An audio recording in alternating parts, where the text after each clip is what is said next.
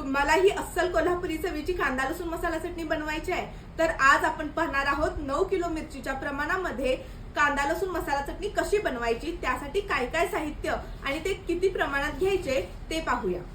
जवारी मिरची 4.5 किलो, बॅडगी मिरची 3 किलो 600 ग्रॅम, काश्मीरी मिरची 900 ग्रॅम। पुढच्या साहित्याचे प्रमाण जाणून घेण्याआधी अशाच नवनवीन मसाल्यांच्या रेसिपी आणि त्याच्या प्रमाणासाठी तुषार मसालेला आत्ताच फॉलो करा आणि YouTube चॅनलला देखील सबस्क्राइब करा।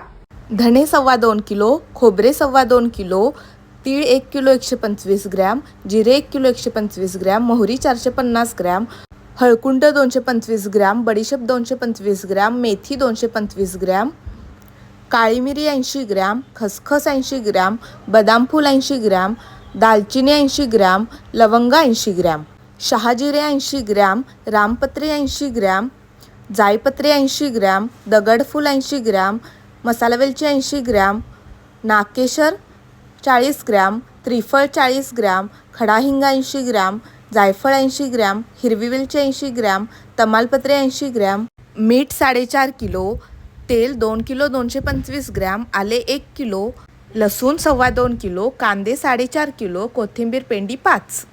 तर या सर्व साहित्यापासून कोल्हापुरी कांदा लसूण मसाला कसा बनवायचा, त्याची प्रोसेस काय असते ते पाहूया। सगळ्यात आधी या मिरच्या कडक उन्हामध्ये वाळवून घेऊन त्याचे अर्धे देठ काढायचे।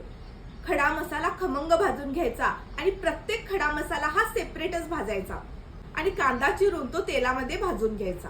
वाळलेल्या मिरच्या, भाजलेले खडे मसाले आणि मीठ एकत्र डंकामध्ये कुटण्यासाठी घालायचे। याची बारीक पावडर बनली की मग यामध्ये वाटलेला ओला मसाला घालून चटणी छान मिक्स करून घ्यायची। यापासून बनते अस्सल कोल्हापुरी चवीची घरगुती कांदा लसूण मसाला चटणी। अशी पारंपरिक पद्धतीने बनवलेली घरगुती कांदा लसूण मसाला चटणी तुम्हालाही हवी असेल किंवा बनवून घ्यायची असेल तर तुम्ही खाली दिलेल्या नंबरवरती तुषार मसालेला आत्ताच कॉल करा।